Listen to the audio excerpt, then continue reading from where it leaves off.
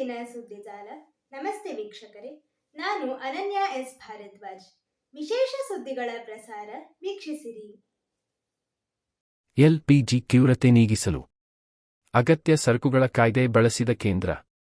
Petroleum ಉತ್ಪನ್ನಗಳು ಮತ್ತು ನೈಸರ್ಗಿಕ ಅನಿಲದ ಲಭ್ಯತೆ, ಪೂರೈಕೆ ಹಾಗೂ ಸಮಾನ ಹಂಚಿಕೆಯನ್ನು ನಿಯಂತ್ರಿಸಲು ಕೇಂದ್ರ ಸರ್ಕಾರವು 1955ರ ಅಗತ್ಯ ಸರಕುಗಳ ಕಾಯ್ದೆಯನ್ನು ಜಾರಿಗೆ ತಂದಿದೆ.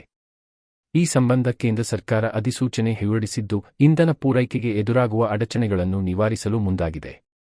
ಎಲ್ಪಿಜಿ ಉತ್ಪಾದನೆ ಹೆಚ್ಚಿಸುವಂತೆ ಕೇಂದ್ರ ಸರ್ಕಾರ ತೈಲ ರಿಫೈನರಿಗಳಿಗೆ ಸೂಚಿಸಿದೆ. ಗೃಹ ಬಳಕೆಯ ಅಡುಗೆ ಅನಿಲ ಪೂರೈಕೆಗೆ ಹೆಚ್ಚಿನ ಆದ್ಯತೆ ನೀಡಲಾಗಿದೆ. ಈ ನಿಟ್ಟಿನಲ್ಲಿ ಸರ್ಕಾರವು 1955ರ ಅಗತ್ಯ ಸರಕುಗಳ ಕಾಯ್ದೆ ಅಡಿಯಲ್ಲಿ ತನಗಿರುವ ಅಧಿಕಾರವನ್ನು ಬಳಸಿಕೊಂಡಿದೆ. ಮಧ್ಯಪ್ರಾಚ್ಯದಲ್ಲಿ ಉಂಟಾಗಿರುವ ಬಿಕ್ಕಟ್ಟಿನಿಂದಾಗಿ ಜಾಗತಿಕ ಇಂಧನ ಪೂರೈಕೆಗೆ ತೊಂದರೆ ಉಂಟಾಗಿದೆ. ಮಧ್ಯಪ್ರಾಚ್ಯದಲ್ಲಿ ಸಂಘರ್ಷದ ವಾತಾವರಣದಿಂದಾಗಿ ಅಡುಗೆ ಅನಿಲ ಎಲ್ಪಿಜಿ ಸಿಲಿಂಡರ್ಗಳ ಸರಬರಾಜಿನಲ್ಲಿ ವ್ಯತ್ಯಯ ಉಂಟಾಗಿದೆ. ಪ್ರಮುಖವಾಗಿಯೂ ವಾಣಿಜ್ಯ ಬಳಕೆಯ ಸಿಲಿಂಡರ್ಗಳ ತೀವ್ರತೆಯಿಂದಾಗಿ ಹೋಟೆಲ್, ರೆಸ್ಟೋರೆಂಟ್ಗಳು ಸಂಕಷ್ಟಕ್ಕೆ ಸಿಲುಕಿವೆ. ಭಾರತದಲ್ಲಿ ಎಲ್ಪಿಜಿ ಗ್ರಾಹಕರು ಹೆಚ್ಚಿನ ಸಂಖ್ಯೆಯಲ್ಲಿ ಇದ್ದಾರೆ.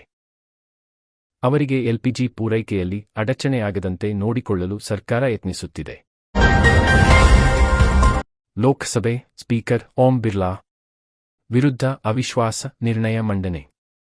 ಲೋಕಸಭೆ ಸ್ಪೀಕರ್ ಓಂ ಬಿರ್ಲಾ ಅವರನ್ನು ಸ್ಪೀಕರ್ ಸ್ಥಾನದಿಂದ ಕೆಳಗಿಳಿಸುವಂತೆ ಆಗ್ರಹಿಸಿ ವಿರೋಧ ಪಕ್ಷಗಳು ಮಂಗಳವಾರ ಅವಿಶ್ವಾಸ ನಿರ್ಣಯವನ್ನು ಮಂಡಿಸಿತು. ಈ ನಿರ್ಣಯದ ಕುರಿತು ಚರ್ಚೆ ನಡೆಯುವಾಗ ಸ್ಪೀಕರ್ ಸ್ಥಾನವನ್ನು ಯಾರು ವಹಿಸಬೇಕು ಎಂಬುದಕ್ಕೆ ಸಂಬಂಧಿಸಿದಂತೆ ಕಾವೇರಿದ ಚರ್ಚೆ ನಡೆಯಿತು. ಬಿರ್ಲಾ ಅವರನ್ನು ಪದಚ್ಯುತಗೊಳಿಸಬೇಕೆಂದು ಕೋರಿ ಕಾಂಗ್ರೆಸ್ ಸಂಸದ ಮೊಹಮ್ಮದ್ ಜಾವೇದ್ ನಿರ್ಣಯ ಮಂಡಿಸಿದರು. ಸಂಸದರಾದ ಕೆ. ಸುರೇಶ್ ಮತ್ತು ಮಲ್ಲು ರವಿ ಕೂಡ ನಿರ್ಣಯ ಮಂಡಿಸಿದರು. ಚರ್ಚೆಯ ಸಂದರ್ಭದಲ್ಲಿ ಸ್ಪೀಕರ್ ಪೀಠದಲ್ಲಿ ಜಗದಾಂಬಿಕಾ ಪಾಲ್ ಇರುವುದನ್ನು ಎಐಎನ್ಎಲ್ ನಾಯಕ ಅಸಾದುದ್ದೀನ್ ಓವೈಸಿ ಪ್ರಶ್ನಿಸಿದರು. ಅವಿಶ್ವಾಸ ಪ್ರಸ್ತಾವನೆಗೆ ಸಂಬಂಧಿಸಿದ ಚರ್ಚೆಯ ವೇಳೆ ಸದನದ ಅಧ್ಯಕ್ಷತೆ ವಹಿಸಲು ಜಗದಾಂಬಿಕಾ ಪಾಲ್ ಅವರನ್ನು ಹೇಗೆ ಆಯ್ಕೆ ಮಾಡಲಾಯಿತು ಎಂದು ಪ್ರಶ್ನಿಸಿದ ಗೌರವ್ ಗೊಗೊಯ್, ಸ್ಪೀಕರ್ ಮೊದಲು ಪ್ಯಾನೆಲ್ ಅನ್ನು ರಚಿಸಬೇಕು. ಆ ಪ್ಯಾನೆಲ್ ಸದಸ್ಯರೇ ಅವಿಶ್ವಾಸ ನಿರ್ಣಯದ ಕುರಿತು ನಡೆಯುವ ಚರ್ಚೆಯ ವೇಳೆ ಸ್ಪೀಕರ್ ಕುರ್ಚಿಯಲ್ಲಿ ಕುಳಿತು ಸಭೆ ನಡೆಸುವವರು ಯಾರು ಎಂಬುದನ್ನು ನಿರ್ಧರಿಸಬೇಕು. ಸಂವಿಧಾನ ಮತ್ತು ಸದನದ ಘನತೆ ಉಳಿಸಲು ಲೋಕಸಭಾ ಸ್ಪೀಕರ್ ವಿರುದ್ಧ ನಿರ್ಣಯ ಮಂಡಿಸಲಾಗಿದೆ ಎಂದು ಕಾಂಗ್ರೆಸ್ ಸಂಸದ ಗೌರವ್ ಗೊಗೊಯ್ ಹೇಳಿದರು.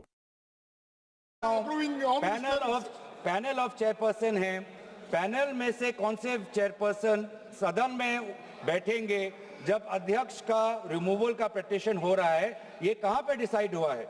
नहीं तो as per 95(2) the house should determine that which person will act as speaker. House ने डिटरमिन नहीं किया है सर, और ये बार-बार रिकॉर्ड में जाना चाहिए sir. The speaker has the right to speak. He can take part, but he cannot preside, sir.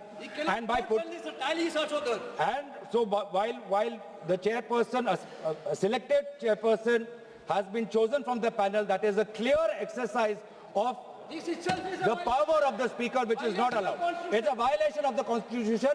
और यही हम देख रहे हैं पिछले 5 साल से, क्योंकि आज आप जिसे हमारे ऑनरेबल कॉलीग वेणुगोपाल जी ने कहा कि इससे पहले भी 3 बार इस लोकसभा सदन के अंदर अविश्वास प्रस्ताव आया है, 87, 56 और 66 और 54 में. और 1987 की बात करें, 1966 ವಾಣಿಜ್ಯ ಬಳಕೆಯ ಸಿಲಿಂಡರ್ ಕೊರತೆ. ಕೇಂದ್ರಕ್ಕೆ ಪತ್ರ ಬರೆದ ಸಿದ್ದರಾಮಯ್ಯ, ವಾಣಿಜ್ಯ ಬಳಕೆಯ ಸಿಲಿಂಡರ್ಗಳ ಪೂರೈಕೆ ಸ್ಥಗಿತಗೊಂಡಿದ್ದರಿಂದ ಬೆಂಗಳೂರು ಮಹಾನಗರದಲ್ಲಿ ಹೋಟೆಲ್, ರೆಸ್ಟೋರೆಂಟ್, ಕೇಟರಿಂಗ್ಗಳಿಗೆ ತೊಂದರೆಯಾಗುತ್ತಿದೆ ಎಂದು ಕೇಂದ್ರ ಪೆಟ್ರೋಲಿಯಂ ಮತ್ತು ನೈಸರ್ಗಿಕ ಅನಿಲ ಸಚಿವ ಹರ್ದೀಪ್ ಸಿಂಗ್ ಪುರಿ ಅವರಿಗೆ ಬರೆದ ಪತ್ರದಲ್ಲಿ ಮುಖ್ಯಮಂತ್ರಿ ಸಿದ್ದರಾಮಯ್ಯ ಕಳವಳ ವ್ಯಕ್ತಪಡಿಸಿದ್ದಾರೆ. ಈಗ ತಲೆದೋರಿರುವ ಸಮಸ್ಯೆಗೆ ತಕ್ಷಣ ಪರಿಹಾರ ಸೂಚಿಸುವಂತೆ ಸಚಿವರಿಗೆ ಸಿದ್ದರಾಮಯ್ಯ ಮನವಿ ಮಾಡಿದ್ದಾರೆ. ತೈಲ ಮಾರುಕಟ್ಟೆ ಕಂಪನಿಗಳು ಪೂರೈಸುವ ಎಲ್ಪಿಜಿಯನ್ನು ಕೇವಲ ಗೃಹ ಬಳಕೆದಾರರಿಗೆ ಮಾತ್ರ ಮಾರಾಟ ಮಾಡಬೇಕೆಂದು ಪೆಟ್ರೋಲಿಯಂ ಮತ್ತು ನೈಸರ್ಗಿಕ ಅನಿಲ ಸಚಿವಾಲಯ ಆದೇಶಿಸಿದೆ. ದೇಶದ ಪ್ರತಿ ಮನೆಗಳಿಗೆ ಅಡೆತಡೆಯಿಲ್ಲದೆ ಅಡುಗೆ ಅನಿಲ ಪೂರೈಕೆ ಮಾಡಬೇಕೆಂಬುದು ಈ ಆದೇಶದ ಹಿಂದಿನ ಉದ್ದೇಶವಾದರೂ ಇದರ ಅನುಷ್ಠಾನದಿಂದಾಗಿ ಬೆಂಗಳೂರಿನಲ್ಲಿ ವಾಣಿಜ್ಯ ಬಳಕೆಯ ಸಿಲಿಂಡರ್ಗಳ ಕೊರತೆಯಾಗಿದೆ ಎಂದು ಅವರು ಪತ್ರದಲ್ಲಿ ವಿವರಿಸಿದ್ದಾರೆ. ವಾಣಿಜ್ಯ ಬಳಕೆಯ ಸಿಲಿಂಡರ್ ಪಡೆಯಲು ಸಾಧ್ಯವಾಗುತ್ತಿಲ್ಲ ಎಂದು ಹೋಟೆಲ್ ಮತ್ತು ರೆಸ್ಟೋರೆಂಟ್ ಸಂಘಗಳು ವರದಿ ಮಾಡಿವೆ. ಸಿಲಿಂಡರ್ ಪೂರೈಕೆ ಶೀಘ್ರವಾಗಿ ಪುನರಾರಂಭಗೊಳ್ಳದಿದ್ದರೆ ಅನೇಕ ಹೋಟೆಲ್ಗಳು ತಮ್ಮ ಕಾರ್ಯಾಚರಣೆಯನ್ನು ತಾತ್ಕಾಲಿಕವಾಗಿ ಸ್ಥಗಿತಗೊಳಿಸಬೇಕಾಗಬಹುದು ಎಂಬ ಆತಂಕವನ್ನು ವ್ಯಕ್ತಪಡಿಸಿವೆ ಎಂದಿದ್ದಾರೆ.